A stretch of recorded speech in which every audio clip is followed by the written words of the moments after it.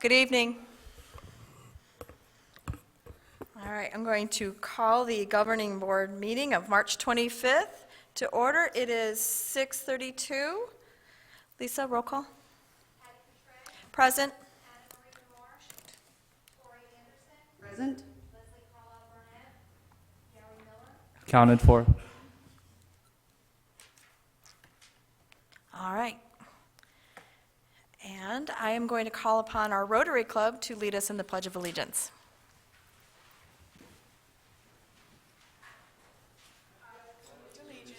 To the flag of the United States of America and to the republic for which it stands, one nation, under God, indivisible, with liberty and justice for all.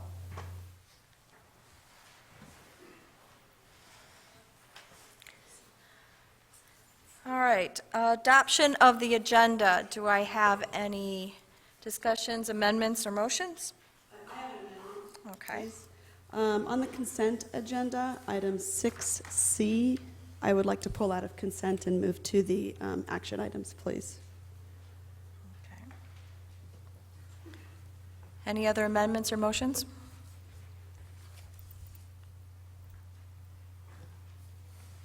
Motion to approve as amended. I have a motion. Do I have a second? I'll second. All those in favor? Aye. Aye. Opposed? Motion carries. Okay. And I'm going to move to the call of the public. Members of the board may not discuss items that are not specifically identified on the agenda. Therefore, pursuant to ARS 38431, action taken as a result of public comment will be limited to directing staff to study the matter, responding to any criticism, or scheduling the matter for a future agenda. The board requests that all comments be limited to 3 minutes or less, and that the public refrain from the use of speech or language that is offensive or inappropriate pursuant to board policy KFA. And I've got 3 speaker cards. If there's anybody else that would like to speak at the call of the public, I ask that you would go out and get a card and then bring it up.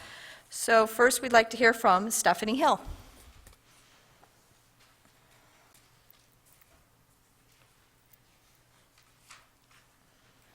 Stephanie Hill, 44135 West Adobe Circle. Mrs. Hill, could you just pull that up? Yeah. Okay. Do I need to repeat it? No. Okay.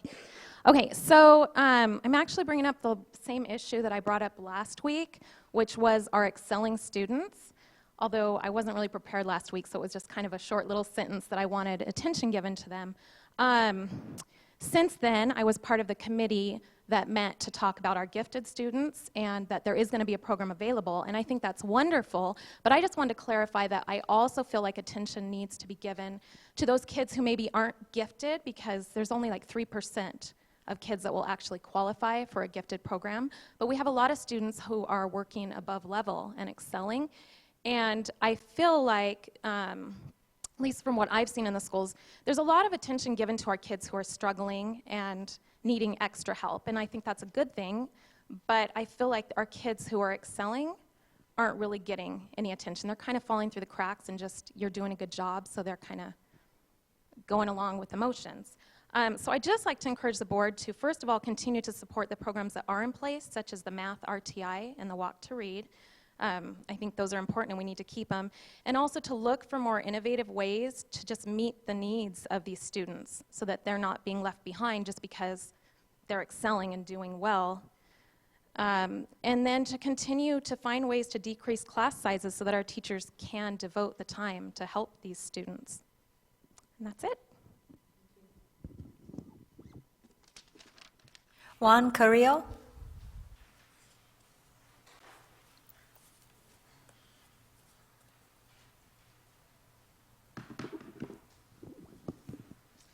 Hi. Do I just say my name? Sorry, I've never been here. My name is Juan Hold the mic Carrillo, up. There you go. sophomore from Maricopa High School. And I just wanted to bring up an issue that my English teacher that we discussed during class.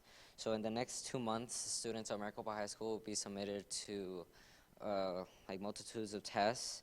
And we feel that we are being tested kind of too much with the unnecessary means of that we won't have enough time to actually progress and grow, like if we take too much of the test. For example, the writing benchmark 4 test, she explained to me that even before the results from that test come in, that we won't be able to learn from the results from that test before the final. So instead of taking it, we agreed that maybe we should instead, the teachers would be learning more material so we could actually be growing. And as an honors and AP student, I have to take the AP test and then all the consecutive tests after that. So I know that after taking a lot of tests, and then in the next class, I'm kind of like too tired, like my brain, like I won't be really focused on the material of my next class. So having break like during those tests maybe the teachers will be able to actually make us learn and actually make us a better student. And I know it may seem like, I'm trying to not take a test that I will be one less test out of, but I'm trying to further my learning in the sense that the students will be able to actually have results and grow and make them better educated. Thank you.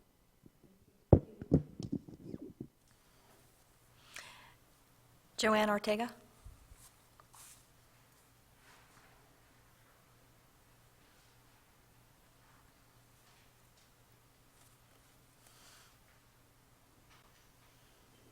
Good evening. I'm Joanne Ortega, and I'm from Maricopa, a member of the Maricopa Rotary Club. And what we would like to talk about is a brand new partnership that we have with the UltraStar Multitainment Center.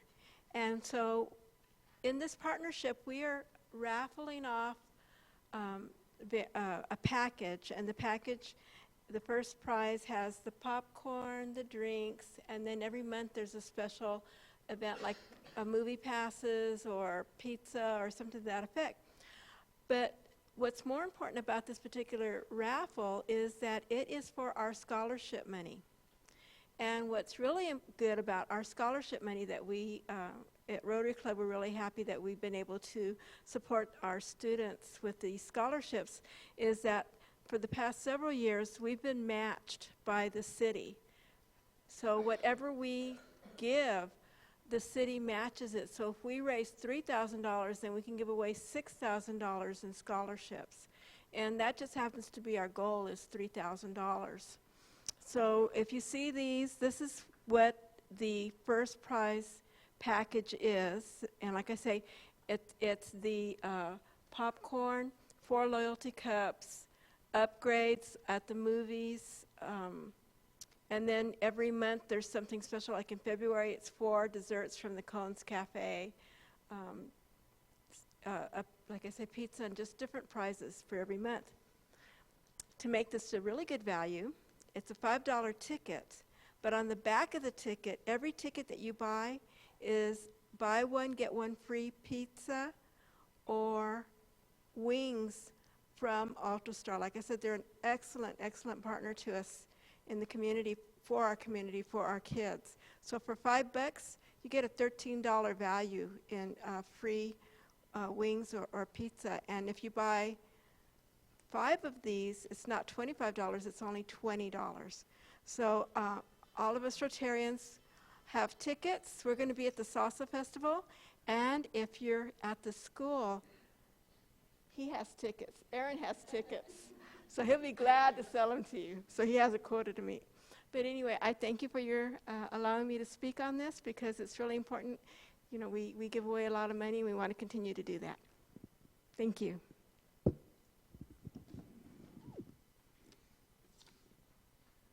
Superintendent's report. Chestnut.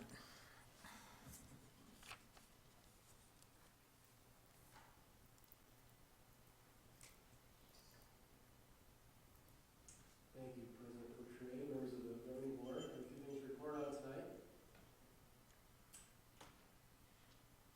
And first up, congratulations to our Rotary Students of the Month, and Joanne Ortega is coming right back to make those presentations.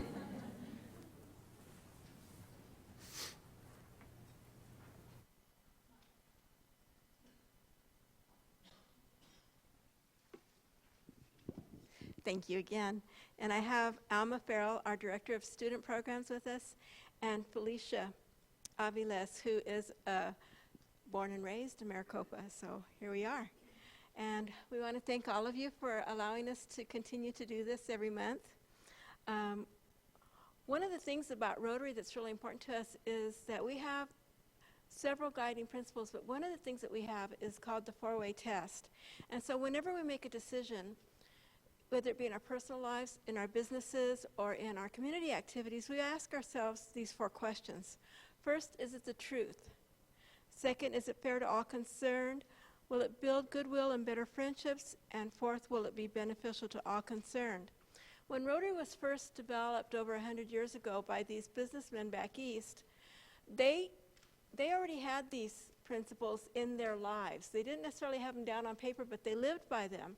So then when they formalized and they became a club and they started actually applying them in a written form to their business, they found that their businesses grew because people liked working with people that thought about them, that were upfront and honest. So we think that that's important enough that to us, our next generation is really important. Consequently, our students are very important to us. So with that being said, I'd like to bring up our Rotary Students of the Month who are eligible for these scholarships that we were talking about just now.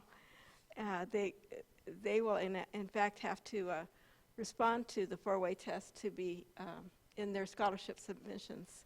But anyway, first of all, I'd like to introduce Angel Moreno. And Angel is the son of Regina Leon, who's here tonight. And Angel is a senior at the Maricopa High School. He's also the senior class president and leads the Interact Club. And the Interact Club is the high school Rotary. He's the president. And he's also involved on campus in technical theater, works as a teacher's aide, and serves as a RAM ambassador for the Maricopa High School. He works tirelessly over the last 2 years to improve campus pride and spirit, and designed and distributed the senior class shirts. He leads every PEP assembly with class and pride, and is a leader in the classroom and on campus. In addition, he works nearly full-time while maintaining outstanding grades in honors and AP classes. He proudly attends Embry-Riddle Aeronautical University in the fall and is working to become a pilot. So, congratulations.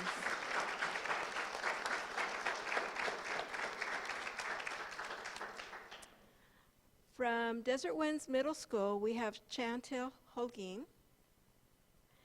And did I say that wrong? Only the school. Desert Winds. Desert. Oh, sorry, typo, my fault. Thank you, Mr. Abel. Okay, and her parents are Juan and Renee. I got that right. Okay, good. And Chantel is 8th grade student at Maricopa Wells Middle School. And commercial, my husband works there, kind of interesting. It is reported that she's an outstanding student. It is reported to Rotary that she is a member of the National Junior Honor Society with a 3.5 GPA, being enrolled in 2 honors classes, Algebra 1 and Honors Language Arts. And she's a member of the National Junior Honor Society. Her other activities include being a member of the softball team, and she served as manager for the partner football team. Panthers, sorry, now that was my fault. Felicia, you can do this. Okay, other community participation includes Relay for Life, volunteer work through our church, Our Lady of Grace, and the City of Maricopa Little League program. Chantel, your positive involvement in academics, athletics, and community service are great predictors of your success at Maricopa High School and beyond. Mr. Abel reports Chantel is well-liked and respected by students and staff, and they are proud to have her represent Maricopa Wells as their February Student of the Month. Congratulations.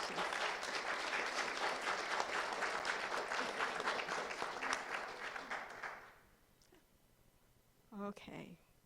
Now we have from Desert Winds Middle School, Jonathan Aguilar, and his parents are David and Donna Aguilar. And Jonathan is an 8th grade student at Desert Winds Middle School, and he's an outstanding student with a 3.0 GPA and a member of the baseball team. Mr. Jones states that he is consistently cheerful and positive and has a positive personality, and he's a great influence in class. He displays good leadership by always following instruction, being engaged, and doing his best. Mr. Cooley states that he works hard and does what is asked. He is respectful towards teachers and classmates and has a great attitude. He does a great job in his class, and he wishes he had more students like Jonathan. Mrs. Villa states that he is a great student. He is always the first student in class to raise his hand to answer a question, does all his work, and is respectful as well as helping other students who are struggling in class. All his teachers say he is a true example of tiger pride. Congratulations.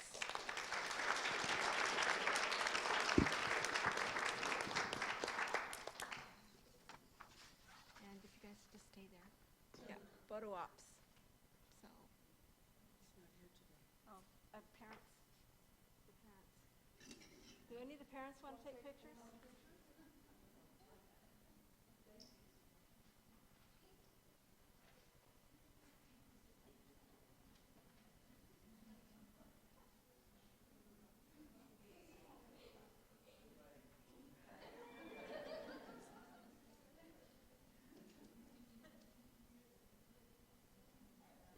Rotary, you didn't want to take a picture with them?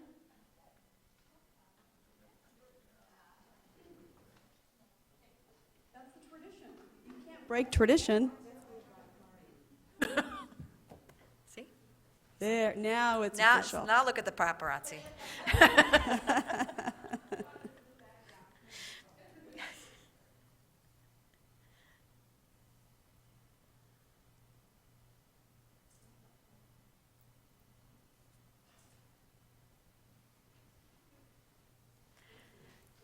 Congratulations.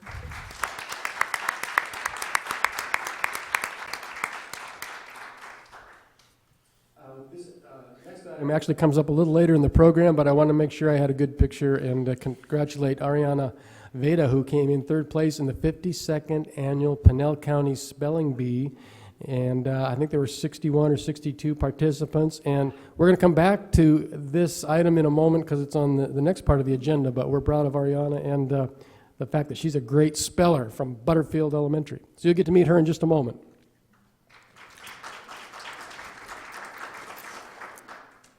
On March 19th, our Maricopa High School blended learning students presented at City Hall, and we are very proud of this program. We've had our 20+1 blended learning program at the middle school level for the past 2 years, and then this year we were able to expand it to the high school for grade 9.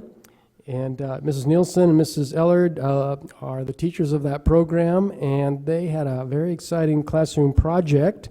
And so I would like to ask the two of them to come up, and we want to recognize the 1st, 2nd, and 3rd place winners in these presentations. And then Ms. Ellard and Ms. Nielsen are going to tell us a little bit more about the project and the class. So if the following students would come up, let's start with 3rd place for Best City Hall presentation, Jocelyn Munoz. Did I pronounce that right? Jocelyn? Jocelyn Munoz, is she here? There she is.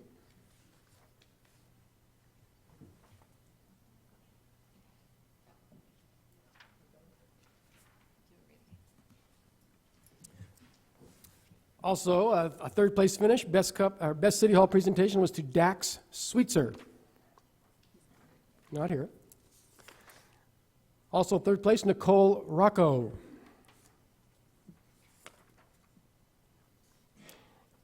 Third place, Michaela Giracetti. Not here. Second place, runner-up, Katiana Degowski. She started coming up, so I was saved there. Runner-up, Kayla Rios. Also on the second place team, Sammy Joe Schaefer.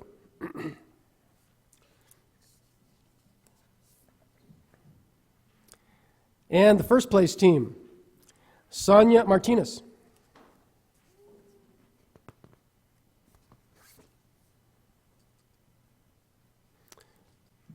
Paul Facalata. Matthew Alvarado.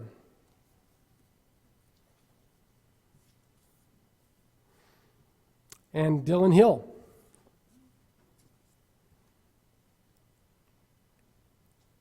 Congratulations to our blended learning students. Good job.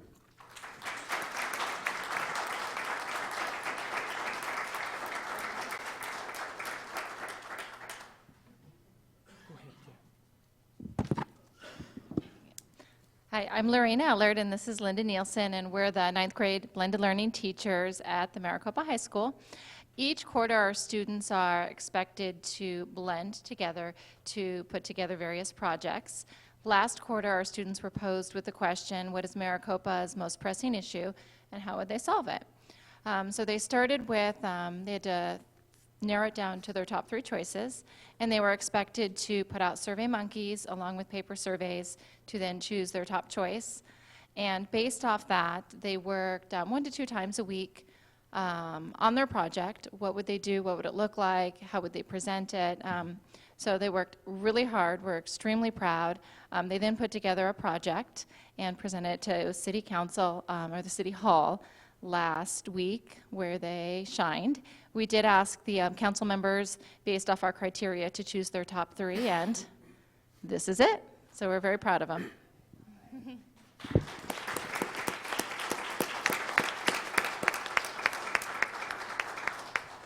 Thank you, students. Last chance for pictures before we let them go.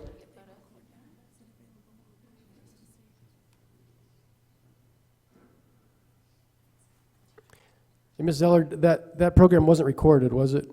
I know they record things at City Hall sometimes. No, I don't believe it was. We have lots of pictures, but no recording that I know of. Okay.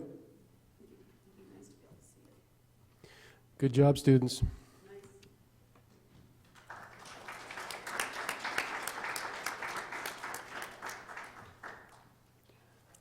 Samantha Dugan here tonight. Okay.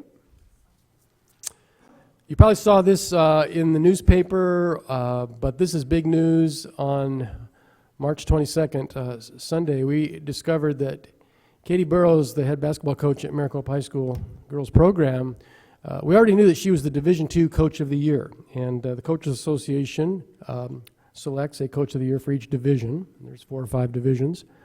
But there are the highest award you can win is to be Arizona Girls Basketball Big Schools Coach of the Year.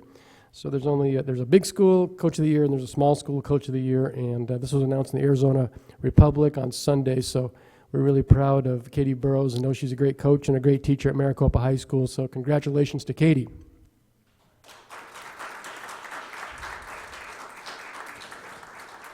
And Katie was here last meeting, in fact, a week ago tonight with her whole team, so we decided we would make her come back 2 weeks in a row.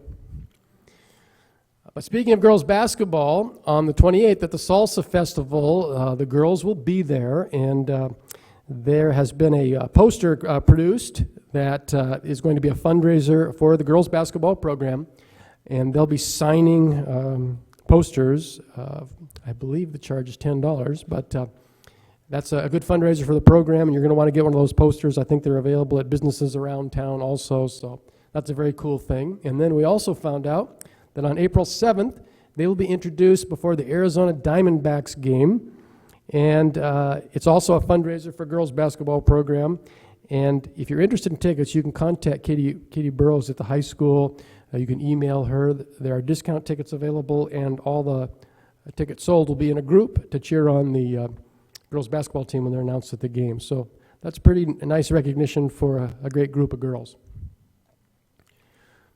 Also, as you know, Salsa Festival is coming up, and several years ago we started the tradition of MUSD providing shuttle buses for the Salsa Festival. The city pays for that service. We use our drivers. I believe there's a record number of buses this year. There's going to be 9 buses involved providing that service. So that's a good partnership that we have with the city, and it's a good way to get to the event and beat the traffic.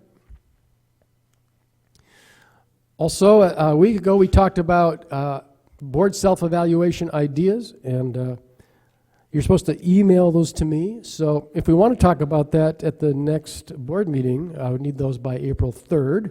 So just a reminder to send those in. And then our next meeting is on April 8th, and this is embarrassing. I see a big, huge typo up there. It's supposed to say certified and administrative, not administrive. Salary schedules will be on the agenda on April 8th. We originally had that on tonight's agenda. Those schedules need a little bit more work. We have been listening to the feedback and getting some good feedback. Mr. Roush, Mr. Beckett, and I have been spending a lot of time on this. We'll continue to do that and bring back a revised proposal for the board to look at.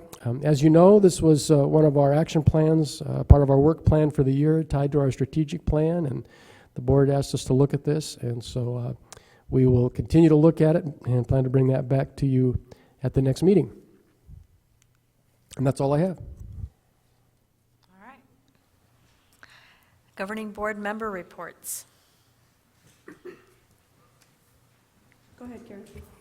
I would just like to say, some of you know that in my private life, I'm a foster parent, and I have a child who just recently was transferred to Maricopa Elementary to meet her needs. And as a parent, I was able to go to Maricopa Elementary and visit the program and the teachers. And I would just like to say I was really impressed with what I saw with the teachers, and they're doing really good work over there. So I just wanted to say that, and good job, Maricopa Elementary.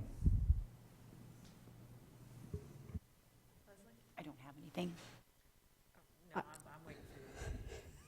Yes, I have something. I just like talking. No, I'm just kidding. Okay, so last night I got home from Nashville, Tennessee, attending the National School Board Association conference, and I have to say it really was energizing. I feel like I'm where I'm supposed to be, and it was nice to have somebody pump you up from a public school standpoint, saying that we are the best educators and the best school system in the nation, and it was really nice to hear that from other people and to be propped up. And I just want to tell this board, in seeing how other boards across the state function, thank you for your service and the way you're prepared when you come to board meetings. That is a rare occasion across the nation. So thank you for your professionalism. The whole time I'm sitting there going, oh, our board is amazing. So it was nice to get perspective and to know that we're doing the right things, and that MUSD clearly is going to go to the top of the peak, and we are going to meet our goal of being an A district. I have no doubt about that, especially after talking to other schools across the nation. The nice thing is that you can actually go on to the National School Board Association website, and you can download their app, and then you can go into the conference sessions, and you can download any of the documents and the information from the sessions. So it's nice. So I'm going to, challenge my board members to go onto that website. I'm all about challenges, and download some of the information that might be interesting to you, because I think it does bring us back to perspective when we're making decisions on policies. So I just want to give you that information. There's lots of books and lots of stuff, but it's easier to just go online, and actually I downloaded it on my phone. It's pretty incredible. I do have lots of notes that I took during the sessions that I can give those to you if you're interested, but it's in my script, but we can talk about that. So I just want to say it was amazing. If anybody ever wants to go, it's a great way. There were a lot of teachers there, a lot of superintendents. There were over 8,000 people for the last 5 days, and 200 from Arizona. So it was nice to be able to see other districts and to kind of share our Arizona stories. They did have a great session on board evaluation forms, so I do have that information, and I'll pass that on to Dr. Chestnut, and I know my deadline's April 3rd. A couple of other things. April 2nd, on Dr. Oz, Montel Williams is going to be giving, he's going to be the speaker during Dr. Oz show. He was our keynote on Monday, and talk about a dynamic public school supporter. He really gave public schools a shot in the arm. So he's going to be on Dr. Oz, April 2nd. He's going to be wearing our public school t-shirts and talking about how he was a public school child and what it did for him and why we need to support our public schools. So he's actually been on Capitol Hill in DC talking to our senators and our representatives as to what are they going to do about changing the way the nation is looking at public education. So if you have a chance, check it out. He's very inspiring, and it really does. I know we all have jobs in our day lives, but if you can get it on your phone and take a look at it, it could be very energizing for you as board members as well. Just know that we're doing what we're supposed to do for public education. And then the next thing is on April 8th, from the 8th to the 10th, we are having an equity conference in Phoenix, and it's talking about the diversity of our public schools. It's put on by the Black Caucus and the Hispanic Native American Caucus, and it really does address all the diversity that we have across Arizona. So they've got some speakers they're bringing in to talk about the diversity and the inequities in our public schools. So it's a good opportunity for teachers, for parents, for anybody who'd like to go. It's pretty affordable. If you want information on that, I can certainly forward you that. If you'll email me at my email address on the screen, I can send you that information. I think that's it. It's quite a bit. But anyway, it was great. Thank you for allowing me to go. I just want to make sure everybody also knows that it did not cost the district anything, that the Arizona School Board Association pays my fees to attend these conferences. So I'm very blessed to be able to bring that back to our district. So I just wanted to make sure you knew that. Thank you. Glad you made it home safe. I did, you know what, as a country woman, country girl, I know. I was in hot music. Just telling you, I was wearing my boots and shoes every day. It was incredible. Gotta love you. I know. Oh, I have buttons too for everybody.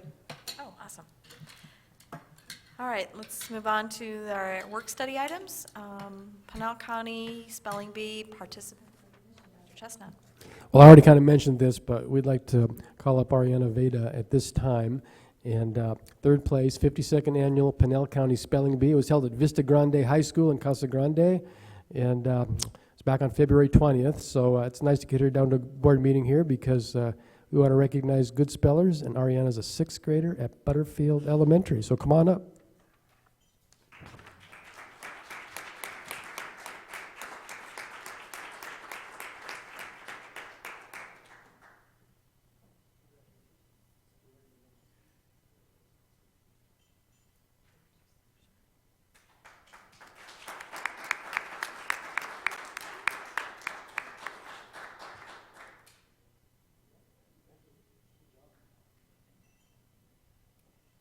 That's great, Ariana. I remember when she won our spelling bee. All right, Maricopa Wells Middle School Math Language Arts Update. Principal Rick Abel.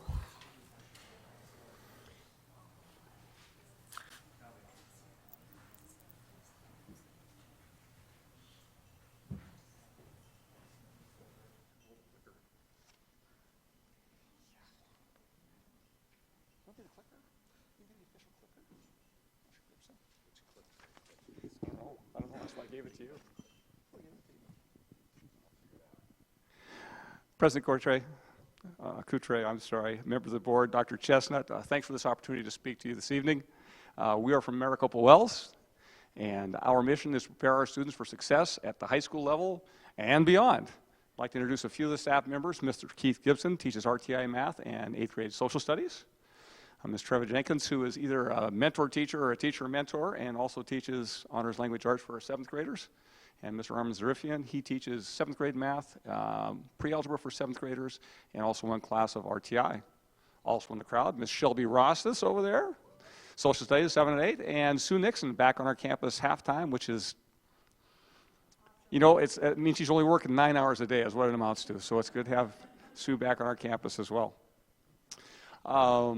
Next slide. These are the demographics of our school at this point in time. We have lots of information on our slides. We'll go through it quickly, and then a couple of extra things from some notes that we have here. Our enrollment is currently 503 kids. When we started the year, started planning for this year, we anticipated 453 students. So we're about 50 over that. At one point in time, we were up to 521 students, which is really interesting. We have tremendous diversity on our campus, and it's one of the pleasures of going to school every day. Mobility rate is incredible. After the 15th of August, when we dropped our 10-day kids and had our new enrollees in, we've had 76 students withdraw, and we've had 102 students walk onto our campus. It's one of those things where that means 1/5 of our kids were not on our campus at the start of this school year. And they each come from a different place and a different philosophy, and it's really fun to have them come to our campus. You know, sometimes if you're the only new kid in school, it's a very difficult situation. We have so many new kids that there's support for these kids as they come in, and it works very, very well. Free and reduced lunch-wise, we're at 62%, and we're at 96% attendance rate at this point in time. We've had 10 additional students since spring break, new students to our campus. So we welcome them, and kids and staff are great about welcoming them as well. Next one, please. Math goal is a very aggressive goal, and that is to have all of our students in grades 7 and 8 meet the expected growth from the Galileo pretest to the post-test. And right now we have results from the Galileo pretest, first benchmark, and our second benchmark, and this is what those figures are about. At the 7th grade level, 75% of our students have met or exceeded the expected growth from the first test to our benchmark 2 test. Our targeted kids, which are the kids who we look at as being, they're identified as being in the lowest 25% of our students academically in math, and that's based on AIM scores and also on our Galileo scores. And we're seeing that 93% of those kids have actually met their target for growth so far this year.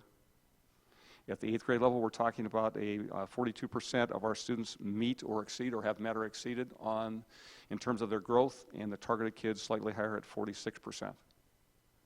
So we're making good progress here. Again, it's a very lofty goal, but we're trying to get towards that 100% spot. Next one, Keith.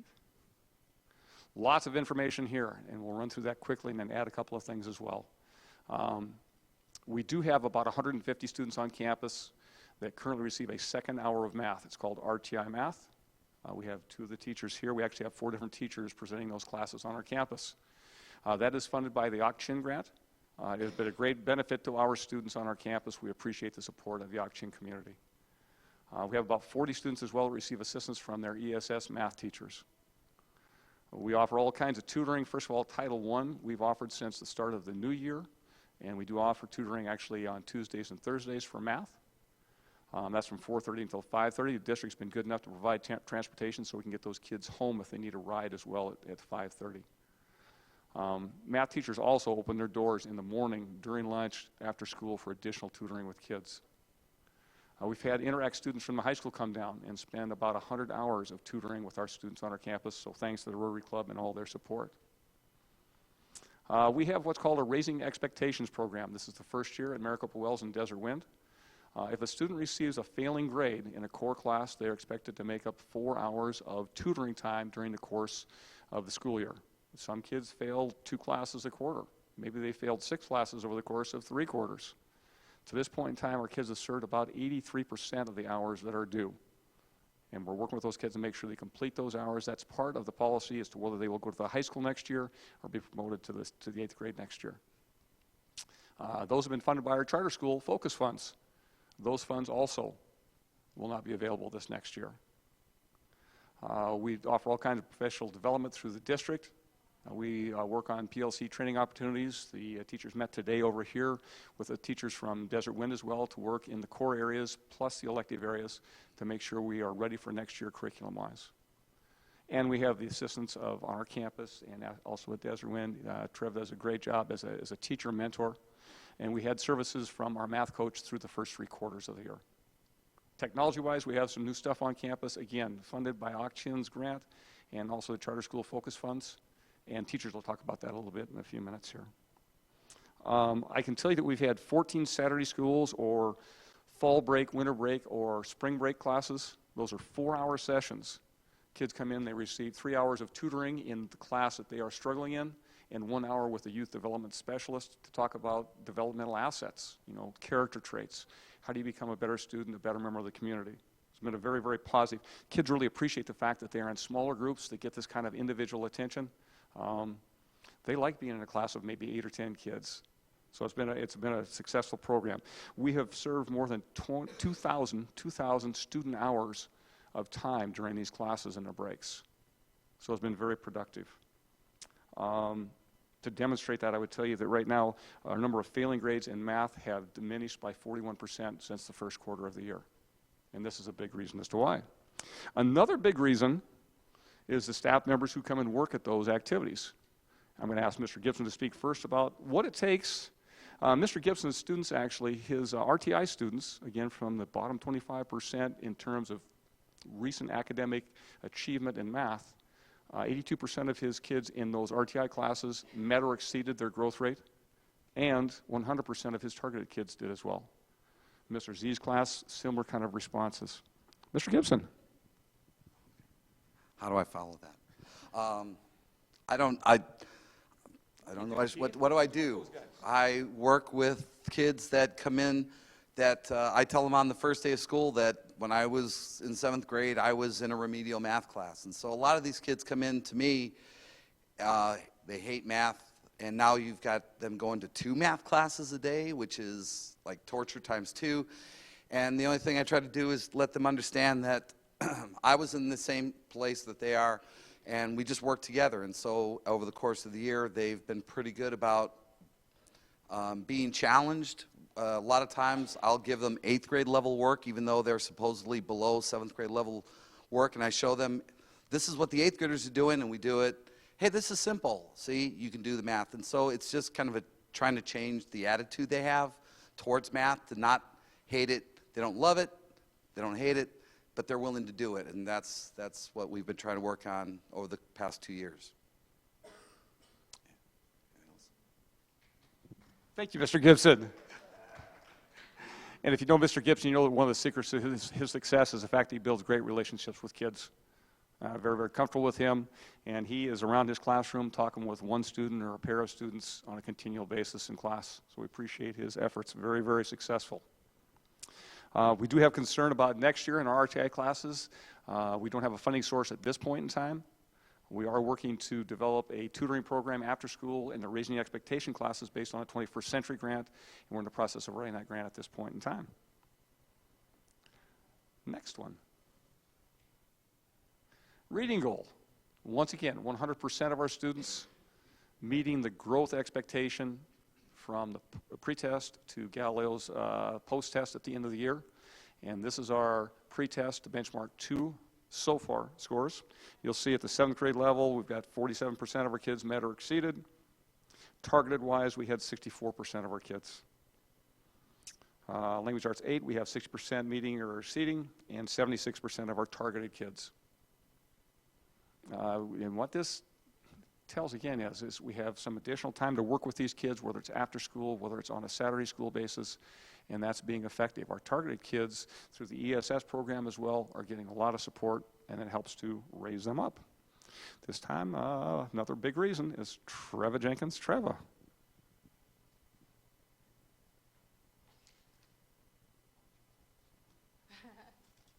I promise I won't be long. Good evening, Governing Board. Really what I want to do is highlight some of the amazing things our teachers are doing at Maricopa Wells in the area of reading. We have a lot of teachers at our school that support language and reading. For example, I want to share with you Ms. Hudson. She does, well, she's actually a language arts teacher, but she's trying to make reading and writing more authentic in her classroom. So she does a lot of project-based learning, and she's found that with that, kids are very motivated. they feel a sense of purpose in their writing, a purpose for their reading. She provides lots of choices and opportunities for kids. The district just recently bought novel sets for us at the very high grade level, and so she's using those as well and really pushing her kids. I also brought, if you'd like to take a look at this, we have a science teacher who's doing interactive notebooks in her room. This definitely reinforces literacy, writing, and reading. It enforces a lot about standards. So the saying is, it takes a village. We have science teachers, social studies teachers doing great things to support our reading goals. We have another teacher here, Miss Rostis. This teacher teaches social studies. However, she does novel studies in her classroom. And the book that she's reading right now is Uncle Tom's Cabin. This reinforces things like cause and effect, analysis, author's purpose, and a big thing for us too with our scores and what we see that kids are needing is vocabulary. So in her room, it's very much high intensity and rigor when it comes to vocabulary. So it's amazing teachers like that that are doing wonderful things to support the reading goal. Mr. Bratsper is not here, but he's also a social studies teacher. And what he did was he had his students create a Declaration of Independence or revolutionary style newspaper. He dated the paper July 5th, 1776. So the students had to create articles related to that event. Again, we have teachers supporting reading and writing and doing a lot of great things. We also have 2 cohorts. We have STEAM and we have Fine Arts. And again, teachers working together across the curricula to reinforce our reading and writing goals. So I just wanted to share that with you because it does take all effort from all of the staff to really come together to support reading and writing on our campus. So we've really been focusing hard on the reading goals and trying to make sure that across the board we're reinforcing those goals and skills that we're looking for our kids to show on the state test. Thank you. Oh, one other thing, sorry. I do want to say it has been a blessing and a wonderful opportunity to mentor new teachers. What we try to do is we try to support the teachers who have been, that are coming in 0 to 3 years. But then we also have teachers that are new to the district, and we're really trying to help and support them as well. It's been an honor and a blessing. And again, when you're talking about math and reading and you're talking about new teachers, regardless of the content, it's great to work with those teachers and help them not only in their content area, but also support the goals that we have as a school. So I just wanted to make sure I said that. It's been an honor. Thank you. Thank you, Ms. J. And, questions. That's why we have the whole crew up here. If you have questions, we'd be glad to try and answer them. I have just one. The tutoring that you do after school, the transportation is provided by the 21st Century? It's provided by the district, actually, and that helps to transport our tutoring kids, also our kids that are involved in sports, because our 21st Century program was done last year. Okay. That's why we're writing a new grant with a new approach for next year. And so will you be able to continue that providing transportation? Because I know with the 21st Century, I know at the other middle school, the transportation stops April 2nd, Right. and we still have a ways to go in school before the end of the year. So how does yours, will you be able to still continue to provide that? I know we're guaranteed until April the 2nd, and I'm hoping that for the sake of our athletes in soccer, wrestling, boys basketball, and track, as well as those students who would appreciate after-school tutoring in math, language arts, we would hope we could continue that through the rest of the year, but that's a budgetary item. And one other question then. Your Saturday and your break, the classes that you have in that, have you had many kids that have not shown up that you've requested that they show up? We have a limited number of kids who have not been able to attend. That's either a family choice or a failed to show. Some of them are receiving tutoring in other situations. We are having a lot of kids go out to the Auction community as well on Mondays and Wednesdays after school for tutoring in the community out there. Okay. So we give them options. They can hire their own tutor, they can attend one of our classes, they can demonstrate another way they've received tutoring. But we probably have, between 7th and 8th grade, there are probably 20 kids that at this point in time, it does not look like will complete their raising expectations, and that may well result in their retention this next year. Well, I certainly applaud your school and everything that you guys have done to bring these kids up, and especially all the teachers that have put on those extra hours and those extra days. It's amazing, and it obviously is showing in the scores.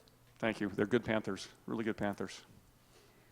I have a couple questions, just one question actually, but first I want to say I love the cross-curricular teaching. It just is very exciting, especially as a teacher, but more as a parent. I think it grabs kids, so fantastic. The interactive books, again, I love it. It's great. I mean, I like to see all these teachers working together because that's what our students need. Mr. Abel, on your students that have come into the district, even since spring break, are those out-of-state students, or are they students maybe that are coming back from charter schools? What's the vibe, do you know? We have quite a mixture. We have students coming in the last week, students from Milwaukee, students from Texas, a student from New Mexico, one from California. We've had students return from charter schools. We've had a student or two during the course of the year come back from the Kyrene district. And we've had 76 kids leave as well, and some are going to Chandler, moving. Some are headed to a charter school here in town. Some are headed to another location or out of state. But again, we're having more come in than we're having leave.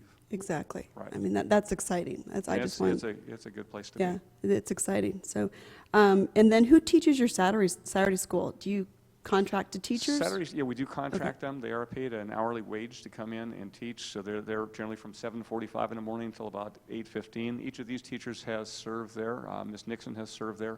We have, I believe, 9 or 10 of our teachers now that have done this. And I try and show up and kind of organize the day. It's difficult because we might send out 100 invitations, and we might have anywhere from 30 to 70 kids show up. So It's to hard make to sure we plan. got the right number of teachers, and then how to divide them up during the course of the day is kind of a challenge. So I go in and try and get that organized, turn it over to these guys who teach. Occasionally I'll teach a section in social studies, and then try and get the stuff off my desk, and it doesn't always work. No, I think it's exciting, and thank you to your teachers and your staff who make that happen. Our students are very lucky, so Kids thank really you. appreciate it, and the Yeah. families have been appreciative as well. I think it's incredible, so thank you. Yes, Mr. Abel. I have a question. In light of socioeconomic barriers, statistically speaking, there's a strong correlation between behavioral health and the free and reduced lunch statistics. In the last few years, have you seen an increase, a decrease? The number have been stagnant for the number of free and reduced lunch for your students? Our lunch count has remained pretty consistent. We never know for sure if all the kids fill out those forms or their parents do. There is, sometimes a stigma attached there. But it stayed between probably 60 and 70, 72% over the course of the last 5 years, and maybe beyond, I'm not sure. So then what you're saying, the number has been about stagnant, about the same over the It has last been 5 pretty years? steady. It Okay. has, yes. Okay. Thank you very much. Appreciate it.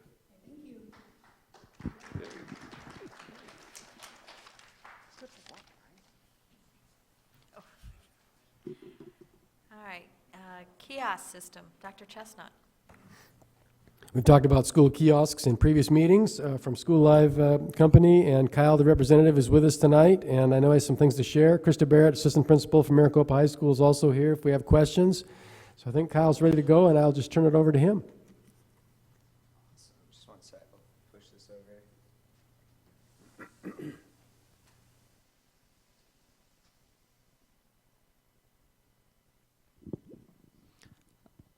All right, well, thanks for having me here tonight. My name is Kyle Warren. I'm with School Live, and I'll just kind of briefly go into what exactly this big thing I have next to me is. What School Live does is we install digital kiosks onto school campuses. So this is basically what would be on Maricopa High School. And there's really 3 main things that the kiosks do for the schools and for the district. The first one is on-campus communication. So replace the need for posters around campus, doing it in a more digital eco-friendly way instead. The second is revenue generation, so the ability for the school to actually make money off of what's going on the kiosks. And then the third is cost savings. So the district actually being able to save money by lowering that budget on posters and flyers and art supplies and things like that, which can add up over the course of a school year for like a student government, which is making posters all the time and printing out flyers for events. So here's how the kiosks look when they're on campus. Here's an example of something we were doing in San Diego County a few months ago. So it scrolls through different information, upcoming events, different things like that. Really anything that any content that the school wants to create, they can push out to the kiosk for students to be able to see and interact with, and really see what's going on campus as they're walking around campus. Beyond that, there's different buttons on the kiosk that can be customized. So I have all the slides that I need for my presentation right here, but you can customize this to have, say, a campus map or a parent's information tab, different things like that, and people can come up and actually click on the kiosk and pull up information on demand that they need to know or that the school wants to push out to them. So a fun example of that is photos and videos. You can have a photos and video section where the school can post photos from past events, videos, if there's like a broadcasting class, something like that, you can play those as well. So the kiosks themselves are completely free. They don't cost anything to the schools, to the district. You'll never pay School Live any money whatsoever. Where we make our money is through sponsorships. So we go out, we find sponsors, whether that be local businesses, local colleges, universities, national brands, different things like that. We go out, we find those, we then show them to the district ahead of time so you can see them, make sure that they're appropriate and approve of them. As long as they're approved and you feel like they're appropriate to go onto the campus, they'll run on the screens. That's how we make our money. That's how we provide this for free to the schools. And then we also give a cut of this revenue that we're bringing in from the sponsorships back to the school as well. So that's where the revenue generation comes into play, in that it's a way for the school to make money on top of obviously a great communication tool for the school as well. So we come in, we install the kiosks. We actually wall mount them. So instead of standing on a base like this, they're mounted up to the wall. They have a big plastic case around them, similar to like a case that you have for your phone. And so we come in, we wall mount them. Basically all we need is internet access and a power outlet at each location, and we work with the school and the facilities people ahead of time to make sure that all the locations are sorted out and everything's set.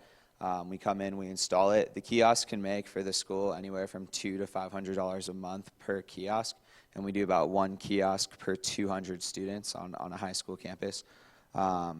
And so say there's 5, that's anywhere from $1,000 to $2,500 a month going back to a school through the sponsorship revenue that we're bringing in. Just a quick example of some of the sponsors that we work with. Down in Tucson, Pima Community College actually just committed, I think it was something like $60,000 to the 9 high schools that we're working with in the Tucson area just for the rest of the school year. They're doing a really cool interactive campaign where a student can actually come up, they can choose which classes they're interested in taking at community college, and then submit information to make an appointment with a college counselor. I'm actually meeting tomorrow with the advertising agency that represents the University of Arizona to be advertising on all of the kiosks throughout Arizona that will be being installed over the summer. Last thing, the district, the schools have no responsibility as far as damage or anything like that, so they're pretty hard to break.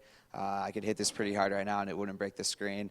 Hurt my hand, but not the screen. But basically, if it did happen, if somebody whacked it with a baseball bat or something like that, we would just come out and replace it. You don't have any financial liability or responsibility for damage to the kiosks. Any questions for me? Yes. All right. So who approves these at the district? Or maybe this is more of a Ms. Barrett question. Sure. Please.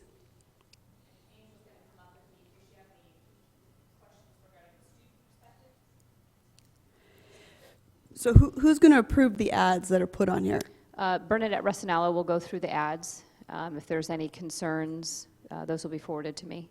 Okay. And those, I believe, are submitted 2 weeks in advance of when they're posted from Okay. School Live. And did we clarify, because I know we had the question last time, did we clarify where this money's going to go, what fund it goes into? There was some question on, does it go to student council, does it go to the district? Where does the funds go that are generated from this? Mr. Rush and I have been talking about that, and we think it's most appropriate that it goes back to student council. High school student council, right? Yes. Okay. Just in time. Okay. And then, have you identified the sites where these are going to go? Because my concern as a parent is kids already have enough time, have trouble getting to class on time. You know, the last thing they need is one more toy to play with besides their phones. So, I mean, I can see them in the lunchrooms. I can see them in the office. Have you identified where those are going to go?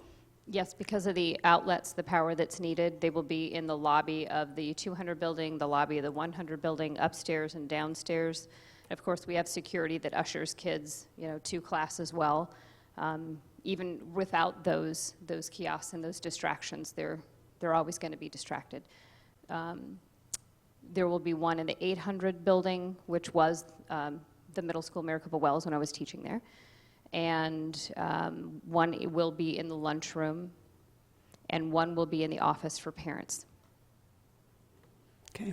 Is there any way to put, I mean, because some of these things sound really exciting, especially with the interactive with the colleges, you know, for kids to, you know, get more information regarding classes and colleges and setting up appointments. And that's something that's going to take longer than a passing period. And if you only have one of these in the cafeteria where they have the time to do this, I would rather see trying to put 2 or 3 of them in the cafeteria and less in the buildings. We can. That's adjustable. I mean, that's where all your kids are going to be during the 2 lunch periods. Where they have the time to actually pay attention to this stuff. Yeah, that's adjustable. We can move them around, as long as we have the power and the Wi-Fi access, which we do. And I know that there's been concerns even with teachers and students access the internet, because when everybody gets on it, it goes really slow. Yeah. So my concern is, do we have the bandwidth to support this as well as support our in-classroom The internet? updates would be done after school, when there's no demand on the bandwidth. But right now, we're struggling with But just bandwidth. running them, yeah. Right, they wouldn't be running off of the bandwidth during school time. The only time they're connected to the internet is when they're being updated, and that would be Okay. after school. I gotcha. Okay. And then I have a question for you, sir. I'm sorry, I forgot your name. You will go out and solicit the advertising? Yeah, so we take full responsibility for that. Now, oftentimes, schools do, refer local businesses to us that they think would be interested. Local businesses will hear about it because they have a child at the school, different things like that. But yeah, that's basically all on us. The responsibility is all on us to go out and find that and fund these. Even if we don't say there's not a single advertiser for a month, we've still committed for the life of the contract, which I believe is 3 years, to hosting these, even if we don't sell a single advertisement the entire time. Well, that would be a bummer for us. Us too, so it's not the plan. But. So, and then the other part of this is the school providing information to be displayed on it, events, flyers. Now, is that going to be incorporated into some of our like graphic design classes, clubs? I mean, how is that going to work for our students? Christian, could you throw the PowerPoint up?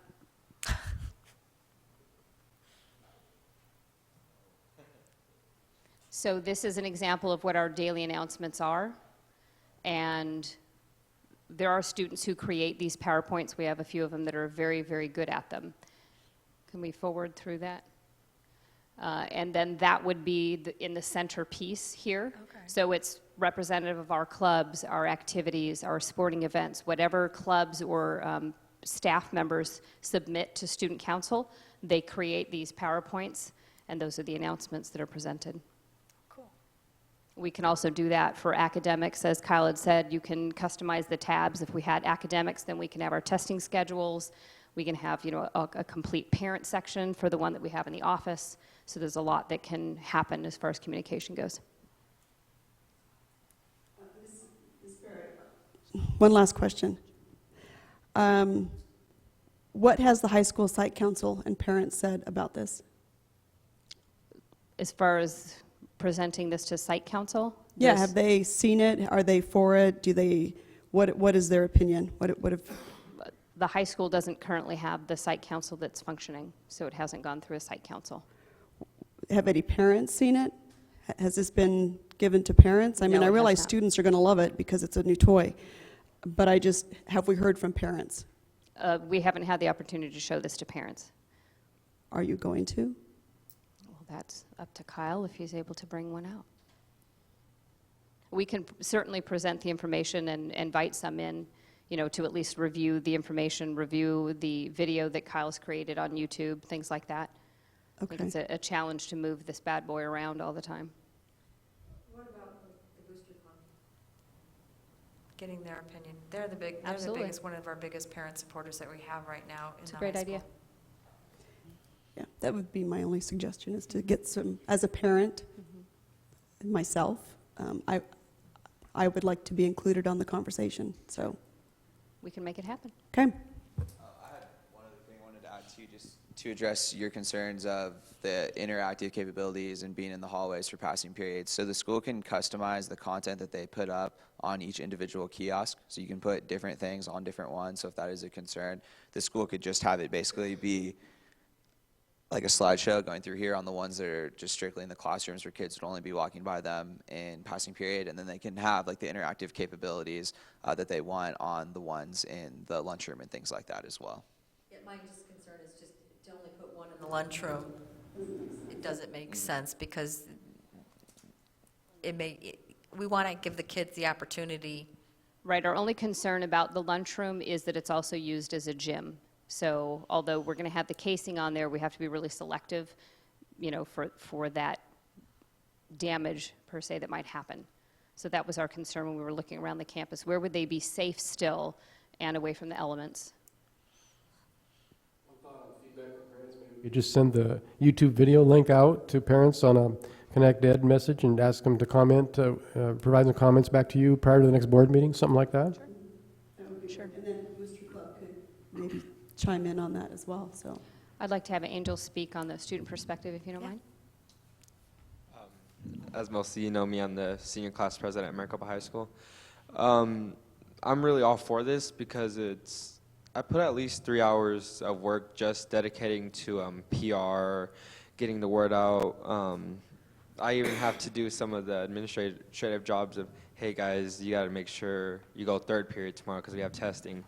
This will make our job so much easier. This will help get the word out faster. This will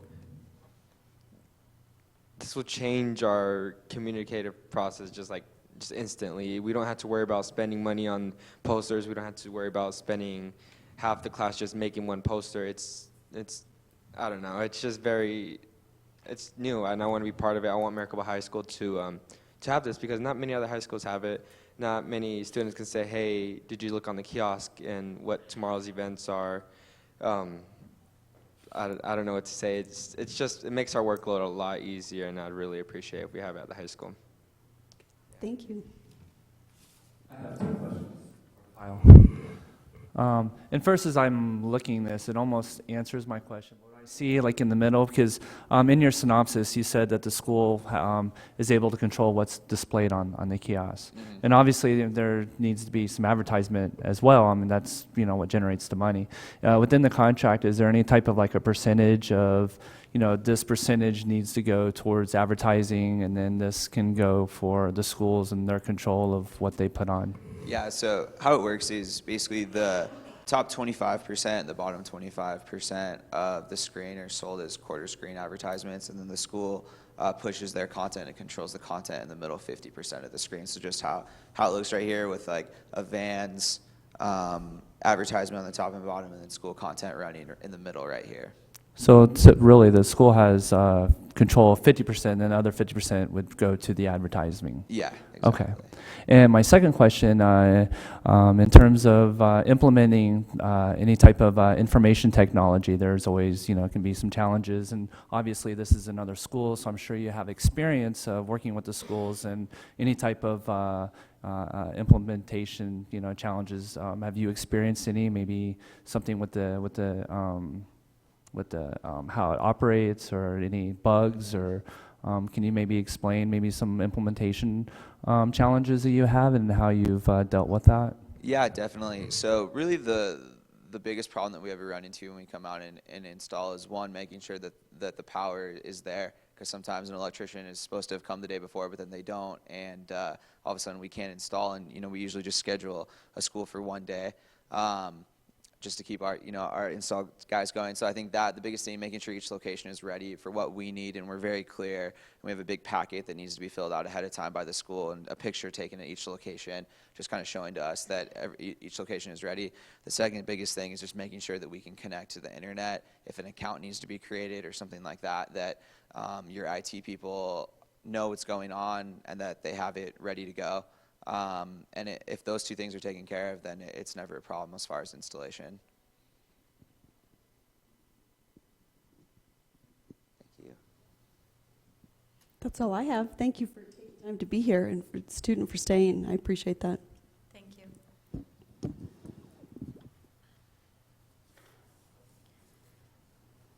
Review monthly financial report for February. Mr. Roush. That thing is pretty cool.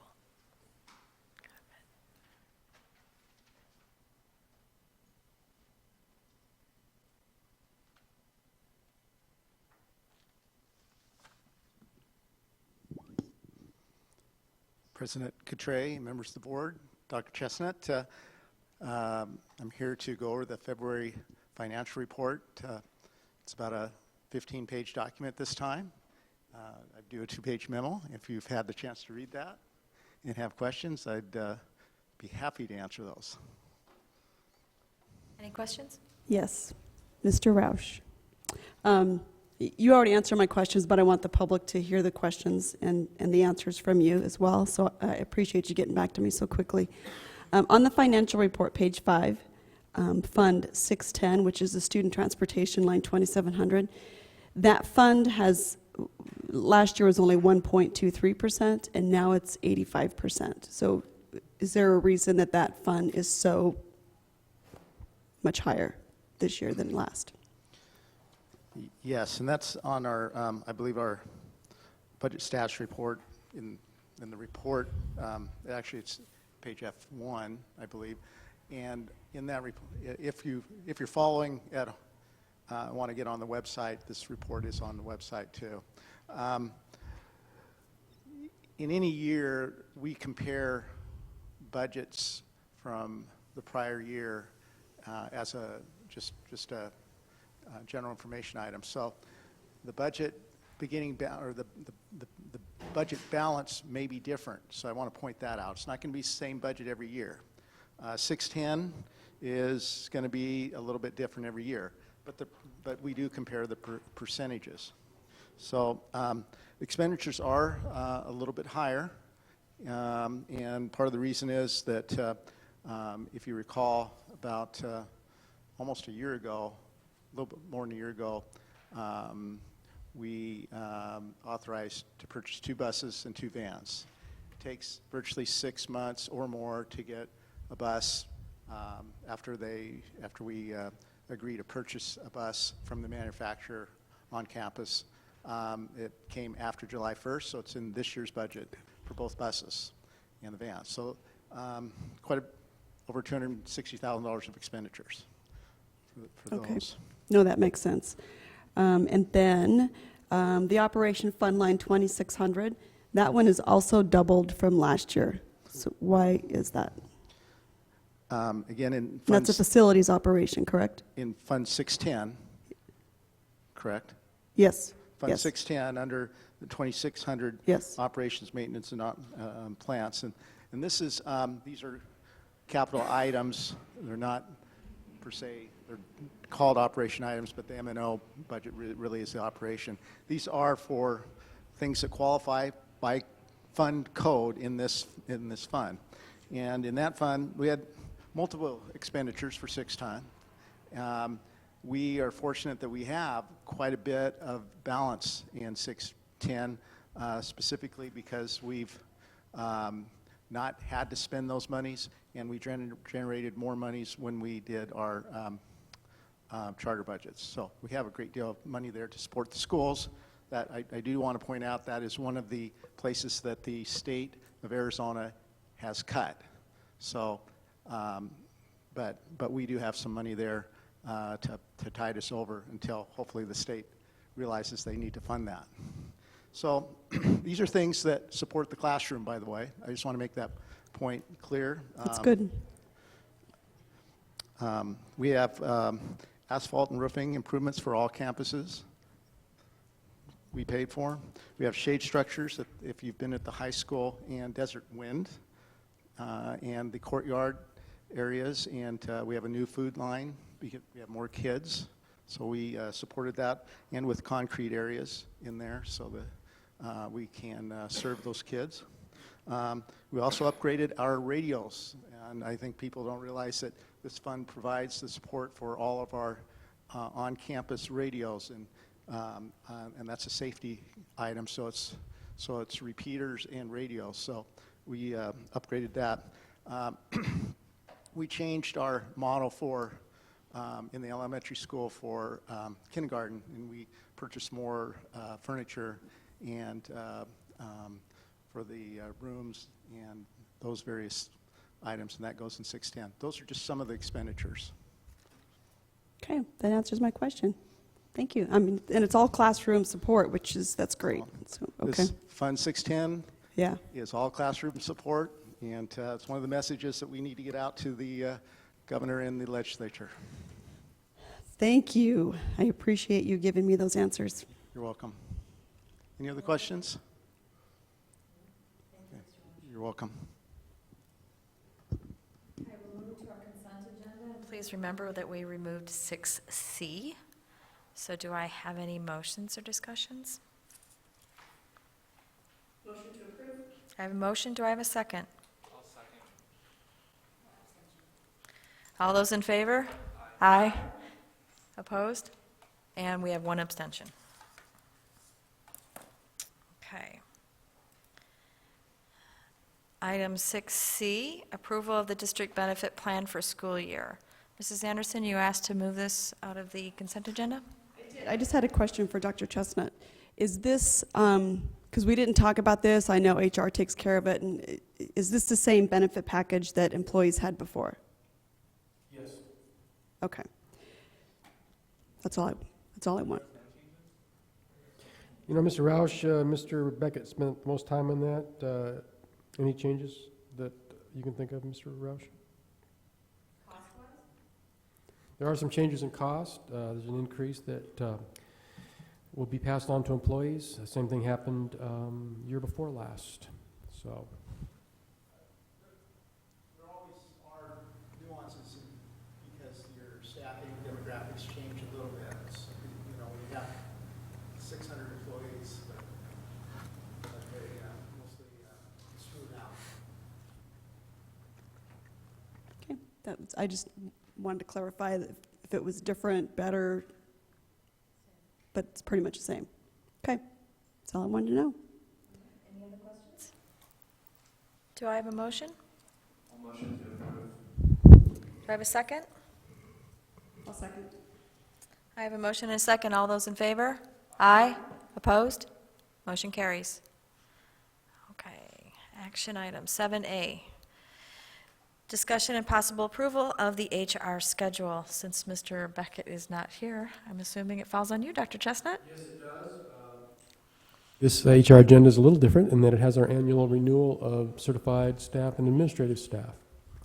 Be glad to answer any questions you might have. I don't have any questions. Just a comment that it's nice to see so many teachers and administrators returning. Well, that's the return list. I know. Well, we'll see how many actually. Well, still. I'm liking the fact that we're seeing this now, early in the game, and each year, I know the staff works really, really hard on bringing it back earlier and earlier, and it is very much appreciative as a board to get these decisions done so that those teachers that choose not to come back, that we have plenty of time to, recruit new and better teachers, great teachers. So I do appreciate that, and I do hope that all these teachers that are on the list will sign their contracts and come back. So with that, any motions? Motion to approve? Second. I have a motion and a second. All those in favor? Aye. Opposed? Motion carries. All right. Our next one, I am going to kind of combine all of these together so that we have, our next three items are to move to executive session. Our first one, 7B, is to go to executive session to consult with our board's attorney on the discussion of the student discipline matters. And then 7C and 7D is actually to convene into executive session for the discussion of discipline matters for student A and student B. So I would like, if someone would motion to approve to adjourn for all three. Approve to adjourn to executive session for all three. And do I have a second? All those in favor? Aye. Aye. Opposed? Motion approves, and we go to executive session.